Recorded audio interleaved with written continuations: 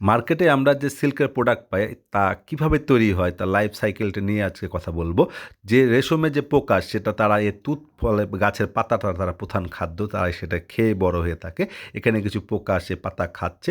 এ পোকার যে লালা বা থুতু সেটা সে বের করে দিয়েই সেই সুতাটা তৈরি হয়, অর্থাৎ সিল্কের সুতাটা। তারপরে এরকম একটা জায়গাতে গরম পানিতে সিদ্ধ করে এই গুটি থেকে সুতা বের করা হয়ে থাকে এবং সেই সুতা রিলের পরে যখন করা হয় এরপরেই সেটা চলে যায় অর্থাৎ বুননে। দুই ধরনের সুতা পাওয়া যায়। এই সুতাটা হচ্ছে যে ফার্স্ট সিল্ক অর্থাৎ সুন্দর সিল্কটা, যেটা প্রথম সিল্ক, এবং একটা অ্যান্ডি মটকা মটকা সিল্কে বের হয়। তারপরে সেটা তাতে বুনে চলে যায় হচ্ছে ডিজাইনিংয়ে বা অন্য পাঠে।